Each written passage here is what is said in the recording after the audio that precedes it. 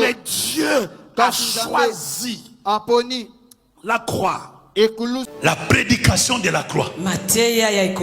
Le seul message que Satan a enlevé dans la bouche des prédicateurs du Congo. Toi, tu as un résultat. Tu parles de toi ou tu parles de Jésus? Et si Jésus n'est pas là, nous ne ferons rien.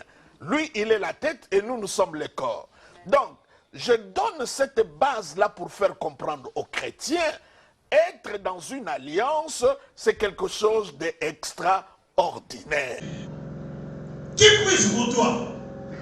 Qui fait boire tes troupeaux?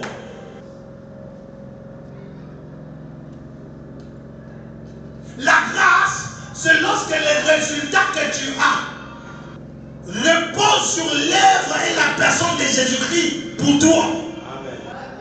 Est-ce que tu peux dire encore la grâce me suffit? Est-ce que tu peux dire encore la grâce me suffit? Ne joue pas avec la grâce, s'il te plaît. Ne badine pas avec la grâce. La grâce nous suffit en tout. Je dis à une personne, là où les portes étaient fermées, laisse que la grâce puisse suffire dans ta vie. C'est-à-dire tu comprends que ce que tu as n'est pas les fruits des efforts, mais les fruits de la grâce de Dieu sur toi. Avec toi. Donc tu deviens invincible et tu deviens imbattable. C'est comme ça que tu peux le dire, si Dieu est pour moi, qui sera contre moi? C'est comme ça que tu peux dire, ce combat-là n'est pas pour moi, mais c'est le combat de l'Éternel. C'est comme ça que tu peux dire, ceux-là viennent avec les chevaux et les cavaliers, mais moi je viens avec le nom de Jésus, le nom de Dieu. Donc, il n'y a que des avantages et surtout, lorsque nous parlons de l'alliance que Jésus a conclue pour nous au bois maudit de Golgotha. J'aime parler d'un compagnon au lieu de parler d'une compagne. Parce que la grâce est un homme. Ça dit que la grâce est la source du salut. Ça veut dire que si tu as reçu la grâce, tu as reçu le salut. Est-ce que vous comprenez ces choses? Quand tu as reçu Jésus, tu as reçu le salut. Qui est donc la nouvelle alliance.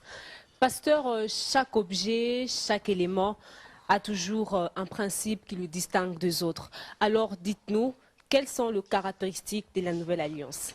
La nouvelle alliance est centrée sur Christ. Toute la charge, toute la responsabilité, c'est en Jésus-Christ. Il est, comme la Bible le dit, notre sauveur. Il est notre rédempteur. Il est notre intercesseur. Il est notre souverain sacrificateur. J'aime bien cela parce que par rapport au prophète, le prophète vient de Dieu vers le peuple, mais le souverain sacrificateur vient du peuple vers Dieu. C'est comme ça dans l'ancienne alliance, lorsque le souverain sacrificateur se présentait devant Dieu, sur son habit, il avait le pectoral et le faute sur lequel il y avait le nom de 12 tribus d'Israël. Et ces noms-là étaient écrits sur les pierres précieuses. Ça veut dire quand Jésus va vers le Père, il ne va pas en son nom. Il va en un nom qu'il a porté sur sa poitrine. Sur cet éphode-là, il y a des corlettes qui le soutiennent par le dos. Ça veut dire que tu ne peux pas être détaché. Et quelque chose, on dit de très fort, tu n'es pas écrit, tu es gravé. Grâce n'est pas l'absence du travail, parce qu'il est écrit que celui qui ne veut pas travailler ne mange pas non plus. La grâce ne nourrit pas les paresseux. La grâce nourrit les travailleurs qui s'appuient sur l'œuvre de Jésus, qui s'appuient sur la personne de Jésus. C'est l'Égyptien, c'est la vie de Jésus, c'est la personne de Jésus, c'est lui qui a fait boire le troupeau et qui a fait puiser pour nous, c'est le travail de Jésus. C'est l'œuvre de la croix qui nous assure des bénédictions.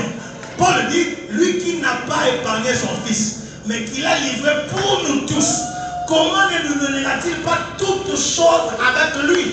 Cela veut dire quoi?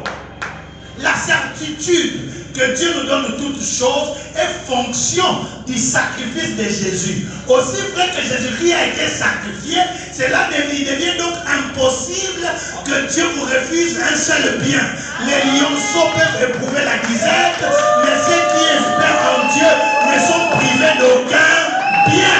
La source du salut. Il a dit que la grâce est un enseignant. En recevant la grâce nous enseigne. La grâce nous instruit. Oh, je prie, Seigneur, que ce peuple qui m'écoute, qu'il soit enseigné par ta grâce, qu'il soit instruit par ta grâce dans tous les domaines de leur vie. Que la grâce puisse prendre primauté. La grâce est un enseignant. Il a dit que comme c'est un enseignant, nous ne devons pas pécher. Parce que la grâce nous enseigne à éviter le péché, à vivre dans ce monde dans la sagesse. Selon qu'il est écrit dans Tite chapitre 2 à 17. Alléluia. Amen.